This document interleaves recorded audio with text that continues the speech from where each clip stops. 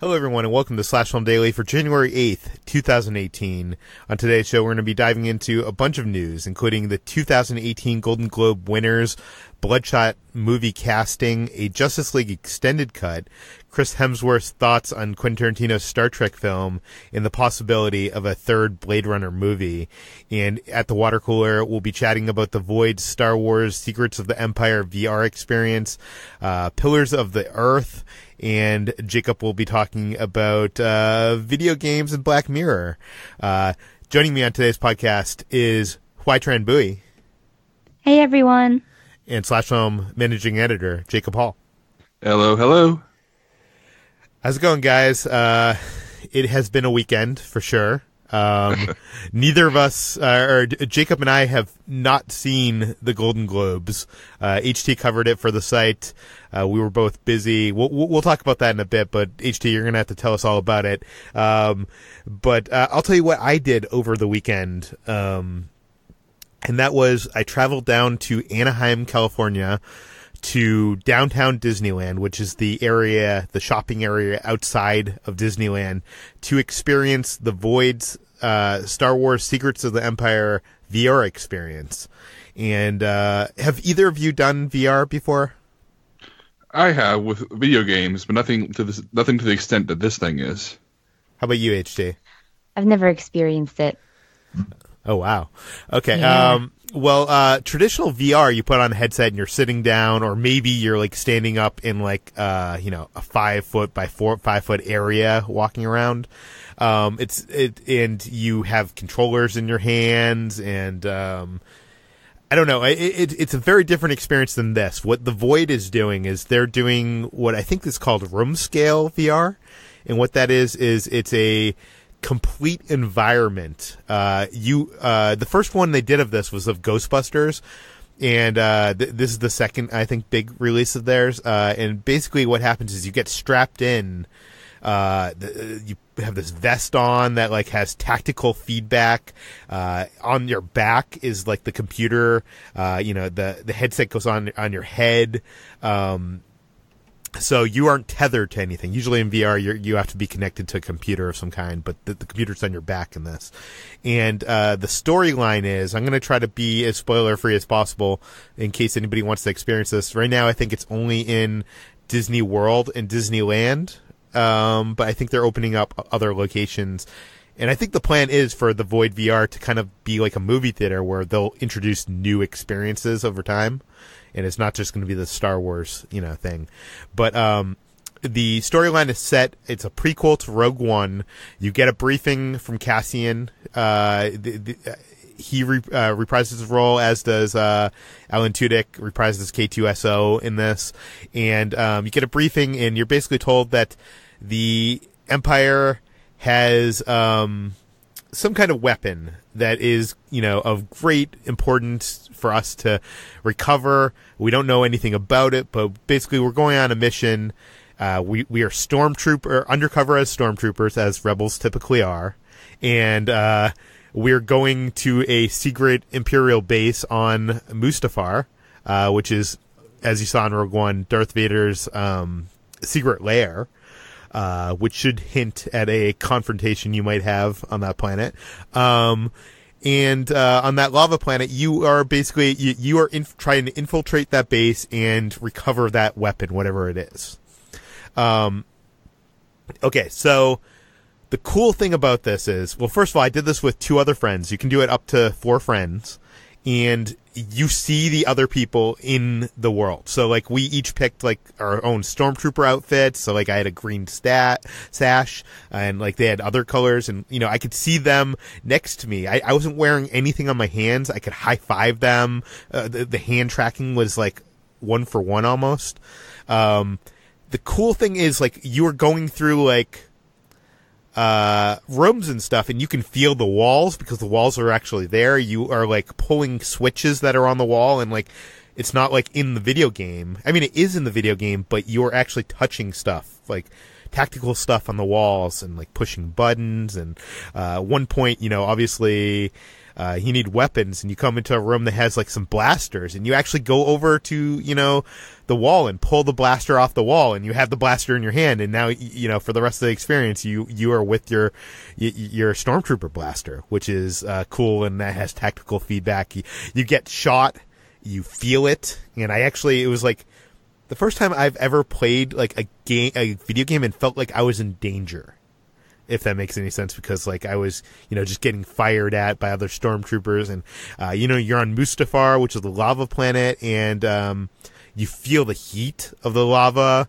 It was so cool of an experience. I think it was probably a 15-minute experience, like maybe a 10-minute intro. Cost $35. I'm not sure if it's worth $35, because if you have a group of 4, that's, pretty expensive, right? Like that's more than the cost of a theme park ticket for one person. But it was really cool. This still seems like first gen. Like seeing this and experiencing this is like I can see the promise of this technology and where it's going to go. Like it was more immersive than any theme park experience I've ever encountered. It was like I felt, for the first time ever, I really felt like I was in the world of Star Wars, even more so than like, Star Tours or something like that. Like this felt like you were in it. It was really cool. I would recommend anybody who wants to experience this, go check it out. And I'm sure if you search online for Star Wars Secrets of the Empire, The Void, you could find locations. I think they're opening other locations, but right now I think it's pretty minimal. I think there's only a couple. But HT, what have you been up to this weekend? So I picked up The Pillars of the Earth, which is strange to say because it came out in 1989, but I've been reading it, and it came highly recommended by both of my parents. So it's a historical fiction set in the 12th century about this intergenerational building of a cathedral, a Gothic cathedral in England. And it's actually it's a dense book, but I am enjoying it a lot. And I recently found out that it was made into a BBC miniseries. Oh, I'm sorry, a Starz miniseries in 2010, starring a young Haley Atwell and young Eddie Redmayne. So I'm excited to finish reading it and perhaps get onto that miniseries and read the new sequel, I think, that came out just this year as well. But yeah, it's my first book of the year. I'm enjoying it so far. It's about 1,000 pages long, but I like it a lot. I have the hard copy because I don't like reading books on Kindles or anything. So I've been lugging like this giant book around with me. I brought it yesterday to brunch because I thought maybe I would read it on the bus there, but instead I was just bringing this really heavy book around with me around DC. The plot synopsis doesn't sound appealing to me. What about this book is so great? I mean, I know I've heard of this book. Yeah. It's a really great, examination of the lives of these people who sort of surround the cathedral that's being built. And it's a drama that has to do with like political intrigue and the church and sort of the various wars that rage during this sort of feudal time in England. So it has a lot of that really interesting plot dynamics, as well as just like it focuses very closely on the characters. So you get to know the characters really well, of like the families of the builder, the priest, the monks, and everything like that. So it's quite interesting. It's just it's a lot to juggle because it's just so many characters, but I'm enjoying it so far. Strangely, I haven't read this book, but I have played the board game. There is a popular board game based on Pillars of the Earth, which has a great tactical element of like you're actually building this cathedral in the middle of the map throughout the game, which is very cool. It's actually I think it's a beloved game. It's a lot of people like it. Yeah, I was vaguely familiar with the title and kind of picked up the book on a whim and did not realize it had sort of saturated the rest of pop culture so quickly. Yeah. Jacob, what have you been up to? Well, I've been doing two things. First of all, it's a game called Stellaris that I've had downloaded on my computer for about a year and a half now, and I've been scared of it. I've been scared to start Why? it up. It is a grand strategy game by a company called Paradox, and they're famous for making games that are so detailed and complex that you are very much simulating your own world in a grand strategy format. I try to explain what that means. Before, they've made a lot of history games, historical games about conflict in Europe in the Middle Ages. Stellaris is set in space. You either pick a pre-designed species, humans, or any number of aliens, or you design your own from scratch. I designed my own from scratch, and that process takes about a half hour because it's questions like not only what do you look like, what kind of climate does your species live on, but also here are a number of points you can allocate toward cultural tendencies, toward government ideals. And you start like plugging in all these different questions and answers about what your people believe in and what they find important.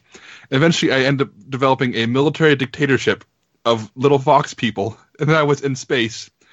And over the course of centuries of in-game time, I was mining, exploring, getting in wars, managing government, building power plants on individual colonies. And this game is intense. It takes the idea of a space opera and says, okay, but what goes on when you're not getting in fights? How do the people react? Do you build propaganda stations to make them like you? What happens when there's a coup against your military leaders if you are a military dictatorship? What happens when you run out of food and you need to go establish a colony on a planet that has more food? That doesn't just happen. You have to build the colony ship, which takes months of in-game time, and send it to that planet and have a colony established and distribute your workers. And then while this is happening, someone declares war on you. You have food to be able to get more stuff built. And if you've played lots of command strategy games like Age of Empires or Command and Conquer or even StarCraft, you kind of get the basic idea of what this is like. But the amount of detail is daunting. And I played for about 3 hours, and I walked away kind of shell-shocked. I don't think I understand the game yet. And I feel like it's my new best frenemy. I want to learn it. I want to know everything about it. But it is, it is something else. How abstracted are things in this game? Not at all. You're looking at it's a very nice looking game. You're looking at top-down view of the galaxy. You can scroll in and out to get as close as possible as the see your ships flying through the galaxy, or scroll all the way out.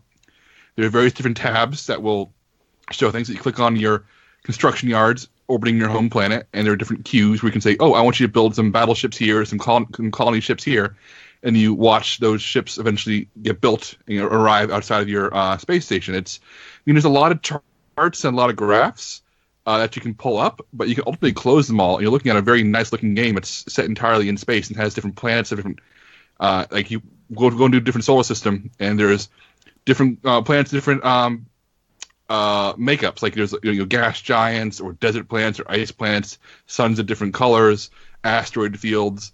It's incredibly detailed, and the fact that you can interact with everything is what makes it both appealing and terrifying. See, I've always wanted to play a Civilization game, but all of them that I've seen kind of feel like it's, it all relies on military, and I don't really want to get into that. I just want to build. I liked, playing The Sims and making a house.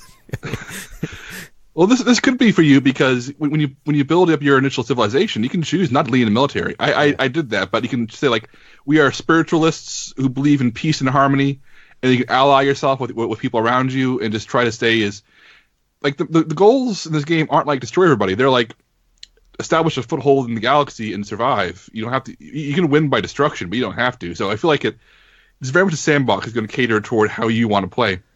So you may be forced into fighting. And I've heard stories from players where where the game will generate massive events based on your choices. And in one game, a friend told me about, they built AI, the AI slaves, and then did not build the technology to treat them well, abused them, and then after thousands and thousands of years of in-game time, all the robots in the galaxy rose up and started fighting them and all the other AI players, forcing everybody to team up as they faced a AI apocalypse. And so it's just this kind of insane number of things that can happen. So you can choose to win peacefully or be a warrior or something in between, Or you could do a game of you just building your stuff and colonizing planets and having a good time. But at the same time, the game may ultimately throw a cataclysm at you as a result of your own choices. So it's if you're willing to do the deep dive and dive in, I think it's $30. It's not an expensive game, but it's. I mean, it's PC only. It's PC and Mac. Yeah, I mean, I have it on Steam, but it's worth looking into. Like I said, it came out in 2016. It's not a brand new game, but Paradox, they support their games really well. There's always new stuff coming out, new DLC, new stuff to add, lots of free stuff and stuff to pay for.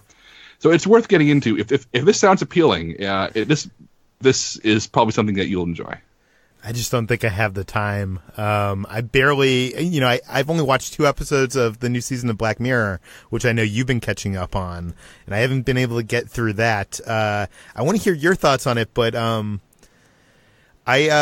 starting to get burnt out on Black Mirror, and I think it's because I'm starting to feel that the cool part of Black Mirror is the realization of the cool concept and what the cool concept is of that episode. And then once you get that down, I'm not too invested in that story. Does that make sense? Like, are you having any of that? I mean, you finished the first, the last release season, right? I'm not finished yet. I'm making my way through it slowly. I'm treasuring it. I never get to treasure TV anymore because of work. So you're still loving it. I'm still enjoying it. I feel like I'm having issues with some episodes. Like, for example, I think Archangel is a straight up bad hour of television. Because it feels like if somebody said, "Let's make a parody of Black Mirror," it's all of Black Mirror's bad habits put together. It would look like Archangel. It's this alarmist, bleak, needlessly bleak hour of TV that just has almost no personality to it. It's just pushing your head into the muck further and further and further while screaming, "Technology is bad! Technology is bad!" And early seasons of Black Mirror, I think, did that a lot better, a lot more clever ways. Yeah. Whereas I think episodes like Hang the DJ and USS Callister are these really unique, special, and even though it goes against the ethos of Black Mirror, they're more positive hours of TV, and I think they're better for it. They're more playful, they're more experimental. They're willing to do things that are different. So when Black Mirror is retreating to its old stopping grounds in this season, I'm over it. But when it's trying something new and leaning on ideas that have not been overplayed, I'm still enjoying it. Yeah, I got to get to Hang the DJ. I know a lot of people are saying that's one of the best episodes of the season. But yeah, that is it for the water cooler. Let's get to the news. Last night, the 2018 Golden Globe Awards were held. Jacob and I did not watch, but HT was manning the live blog for the site. So HT, you're going to have to tell us what happened. So I often watch the Golden Globes of my own volition just to enjoy the drunken shenanigans that go down, but this year was a more sober and sobering affair because of the ongoing controversy around the Weinstein effect and sexual harassment in Hollywood. A lot of the actors and actresses attended the Golden Globes red carpet in all black and with a Time's Up pin, which is the movement that's in association with bringing more awareness to sexual harassment and assault that's systemic in Hollywood. And I think that the winners for the Golden Globes this year were a huge indication of how powerful that conversation has become. So the Golden Globes this year, the biggest winners were 3 Billboards Outside Ebbing, Missouri, which won 4 Golden Globes, one for drama, Best Actress, Best Supporting Actor, and Best Screenplay. And then the next couple of big winners were Lady Bird, as well as in TV, Big Little Lies and Handmaid's Tale were huge winners as well. So it's obvious that this has become a sort of prevailing issue, especially with 3 Billboards Outside Ebbing, Missouri, and Big Little Lies and Handmaid's Tale dealing with sexual assault and sexual harassment and those kind of issues. And the ceremony itself was hosted by Seth Meyers, who had a really great monologue at the beginning that dealt directly with Weinstein and all of the names that were men that were named during like this ongoing revelations of sexual misconduct there was a really funny Willem Dafoe reaction where that has been going around. That's like him being wide-eyed and looking a little scared, and everyone's like, that's the reaction when your name is called and you don't know why. So he made a lot of Seth Meyers made a lot of jabs about Weinstein, and only one jab about Trump. So it was obvious that it was less politically motivated this year than it was about sexual harassment and assault. And other standout moments were Tanya Harding and Tommy Wiseau were guests at the Golden Globes this year, which was interesting decision from both of the movies because they're both very controversial figures, or just sort of figures of infamy, I guess you would say. Yeah. And Tommy Wiseau almost grabbed the mic from James Franco when James Franco won for Best Actor. So that was a really interesting moment. Another great moment was Oprah Winfrey's speech when she accepted the Cecil B. DeMille Award for her Lifetime Achievement.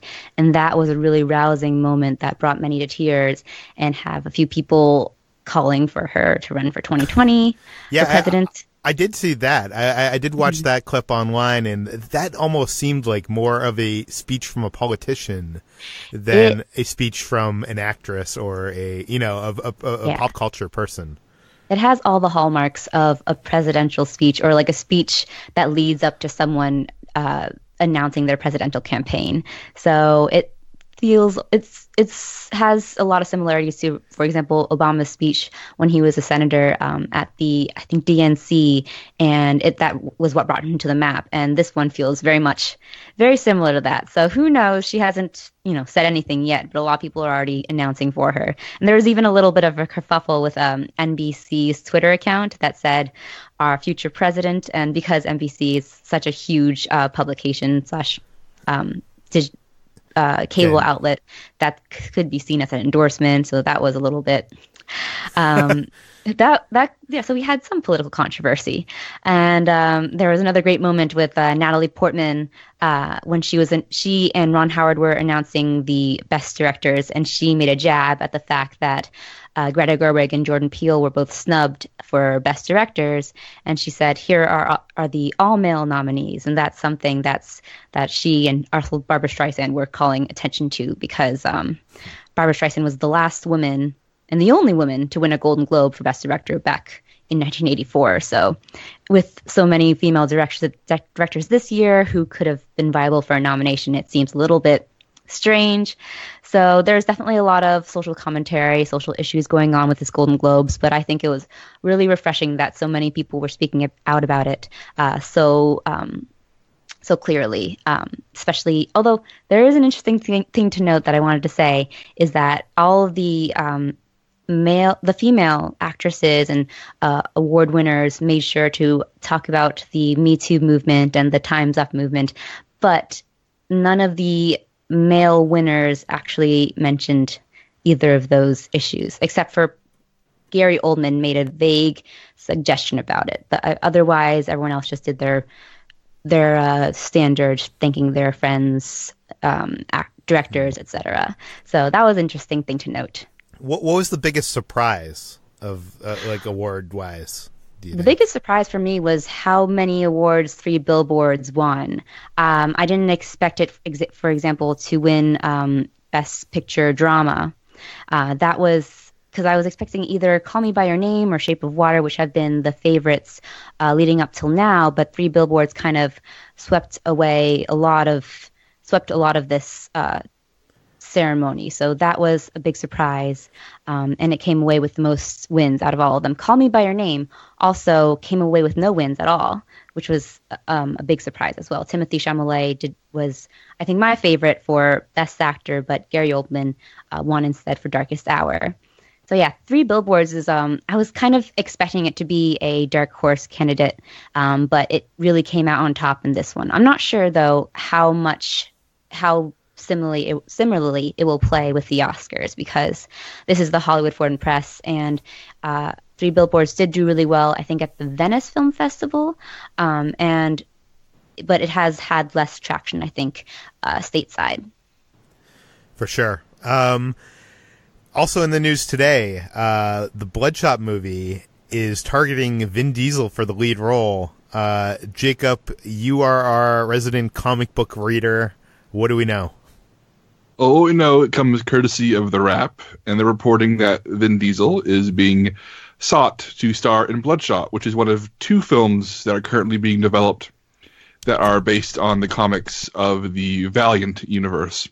Valiant isn't as big of a name as DC or Marvel, of course, but they hold their own. They do, I guess for the past almost a decade now, since they did a big relaunch, they've been releasing really good comics, really good character-driven, usually built toward older audience comics. And Bloodshot is a character who reeks of 90s stupidity, who they've reinvented in a really cool way, who is a soldier who's on the verge of death, who is brought back to life using nanotechnology, which makes him this unstoppable killing machine who can absorb all kinds of punishment and is really good at killing people. And he has this weird look where he has pale skin and a weird red circle on his chest. He looks very silly. But recent years have seen him become less of a character who is just an unstoppable badass and more of an unstoppable badass who is constantly soul-searching and trying to deal with the fact that he's a monster and built to be a monster. And how do you protect your soul when you're essentially a Frankenstein's monster created by the government to murder people? So it actually makes sense. This is a good Vin Diesel role because Vin Diesel tends to be attracted to not just action heroes, but action heroes who have a sense of soul, a sense of family, a sense of camaraderie. I don't think he's always a successful actor, but I really admire how he has that Keanu Reeves quality of he looks to find characters within his action roles. I'm not always successful, like I said, but I think that he tries to find something that's something that's there. Like, I mean, it's not an accident that Fast and Furious became all about family, because that's the kind of thing that interests Vin Diesel. He wants that extra subtext, even like in terrible films like The Last Witch Hunter and Babylon AD. There's still a sense of Vin Diesel having his fingerprints on there of how do we make this more up his alley, of things that interest him. So I think this is a character that's more built for him. And Jared Leto was originally being sought for this part last year, and I'm not a fan of Leto. I don't think he's good fit for this part. But Vin Diesel, the soulful, mumbling, hulking action hero, feels like a pretty solid fit.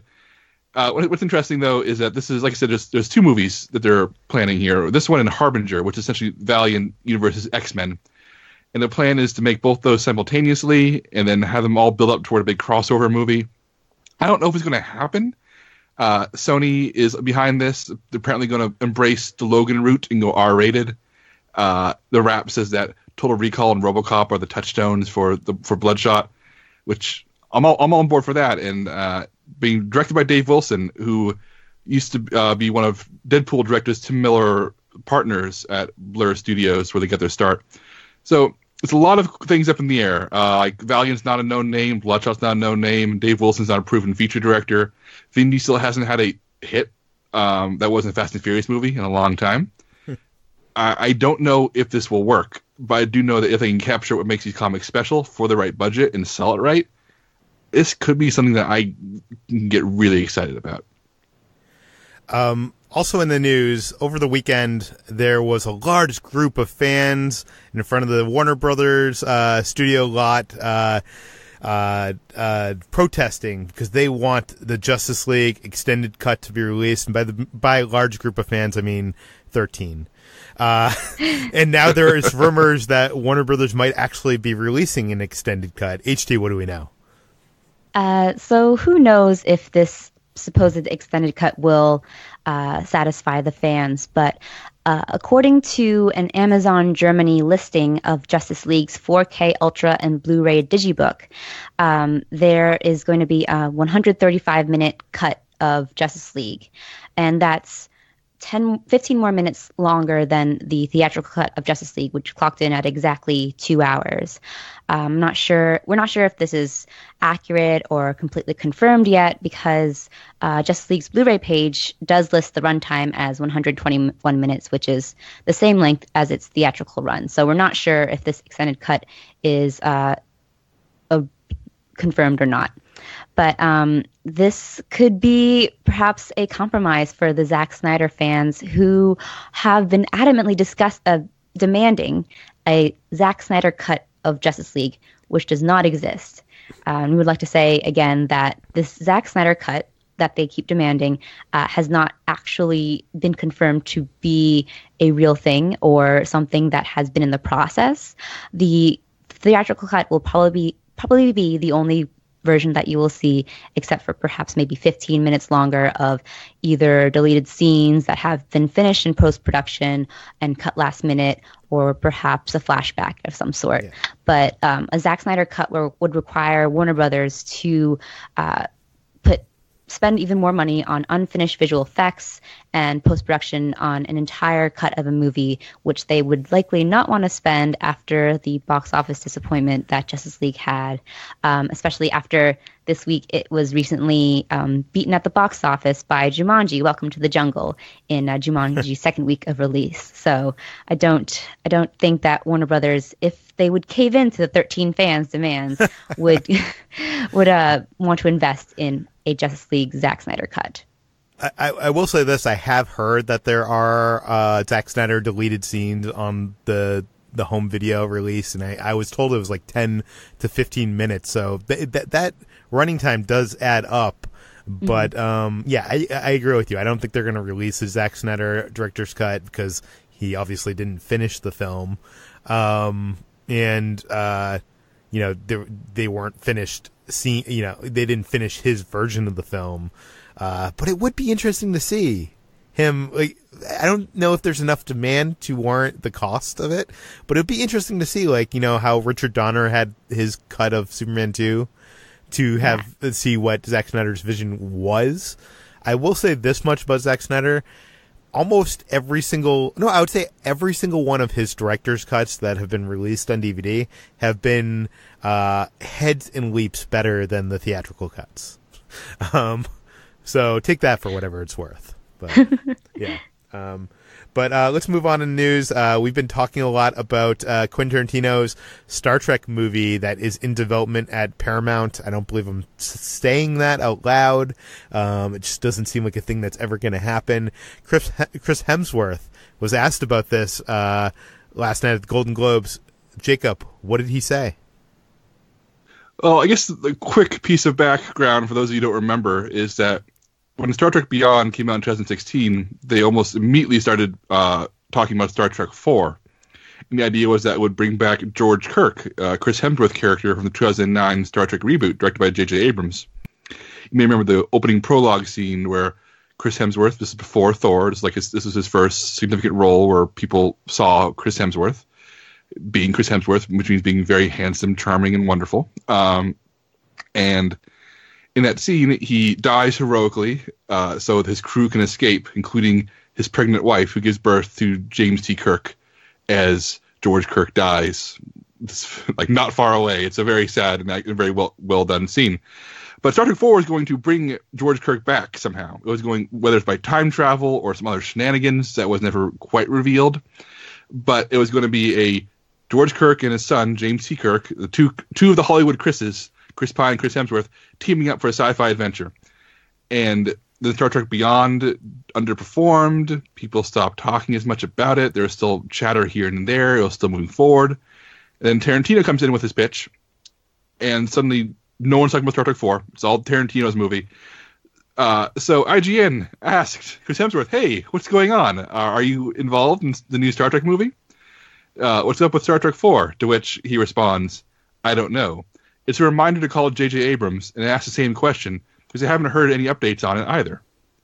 So I think this is a situation where, imagine you and your friends are going on a road trip. Really cool plan. You have a whole itinerary lined up. Then things change. You get really excited. You have a new destination. You realize, oh no, we can no longer fit Chris in the car anymore. Who's going to call him? and no one has. So I want the scenario you have. So please, J.J. Abrams, call Chris Hemsworth. He doesn't need our pity. I mean, he's Thor, and Thor made almost $1 billion worldwide. Chris Hemsworth is fine. He's Chris Hemsworth. But you know what? Just call him. Call Chris Hemsworth and say, hey, you're not in Tarantino's Star Trek movie. I'm sorry. That's pretty much the extent of it. Jacob, Chris Hemsworth has nothing to say. JJ is too busy in another galaxy to make that call right now. That's true. Also in the news, Blade Runner 3. Blade Runner 2049 did not do well at the box office, but Ridley Scott already has an idea for a third film in the Blade Runner franchise. HT, is it going to happen? Well, this is nothing that has been confirmed yet either, but Ridley Scott says he already has an idea for Blade Runner 3, Blade Runner 20... I don't know what the title would be, but 2059, 2069, 2059. Yeah, I guess so. But he told Digital Spy, "I hope so. I think there is another story. I've got another one ready to evolve and be developed, so there is certainly one to be done for sure." I think Blade Runner 2049 does leave some room open for a sequel, but I feel like this is a case of Ridley Scott wanting to get his hands back on a franchise that he created and really loves. There was a couple of stories back when Blade Runner 2049 was being filmed that Denis Villeneuve had to kick Ridley Scott off his set, and then recently Ridley Scott was, I wouldn't say like talking critically of Blade Runner 2049, but he was... he said it was too long. He was giving his honest opinion, and he said it was too long and that he would have taken out maybe half an hour. So, but he also did take responsibility for the script because he claimed to have a role in helping the writers form and create that script. So I think that was just as much sort of criticizing as much as it was of Blade Runner 2049, which, although it was a box office disappointment, was a critical darling. So there is a possibility that Warner Brothers could okay a sequel either way. So we're not sure if this Blade Runner sequel will happen or if Ridley Scott will do a great job with it if he takes the helm. We know that he really loves to revive his sci-fi franchises, and it can meet either low or high. It can result in either low or high sort of. It's resulted in mixed results. Mixed results. Yeah, yes. I think it's a lot of people in Hollywood, I think, kind of have this belief that projects that Ridley Scott is heavily involved in developing turn out to be like his worst films, and the ones that he comes on late into the development are the ones that are the classics. So I'm not sure if I want to see his Blade Runner 3, and I'm not sure Warner Brothers has another, $100 and whatever $1 million to make it in this climate. Jacob, is it going to happen? Oh, never, ever, ever. If it does happen, it'll be in 30 years. It'll be Denis Villeneuve being the super old, crotchety guy yelling at the new young director. And then they'll learn the same lesson in 30 years when Blade Runner 2096 bombs and say, well, another 30 years, and then we get Blade Runner 4. So that'll be the pattern. Yeah. And by the way, I'm not sure if you've heard this story, but there's a story that Denis tells of being on the set of Blade Runner 2049, and Ridley Scott was behind him, kind of like, giving criticism and, offering his, thoughts and like behind the monitor. And he turns to him and says, Ridley, who's your favorite filmmaker? And Ridley, I forget what filmmaker he offered, but he said, imagine you're on the set of one of your movies directing and and that filmmaker is behind you watching you. And Ridley was like, okay, I get it. And he left. Yeah, no, I thought that was a great story, but and that does it for the news today. HT, where can people find more of your work online? You can find my work at /film.com, and I'm on Twitter at Hoai-Tran Bui. Where can people find more of you, Jacob? I'm on /film.com every single day, and I am complaining on Twitter at Jacob S. Hall. You can find me at /film on Twitter. You can find all the stories we talked about today on /film.com and linked in the show notes. This podcast is published every weekday on iTunes, Google Play, Overcast, all the popular podcast apps. Please feel free to send us your feedback, questions, concerns, comments to Peter at /film.com, and leave your name and general geographic location in case we mention the email on the air. Please go rate and review us on iTunes. Help spread the word. Tell your friends on social media, and we will see you tomorrow.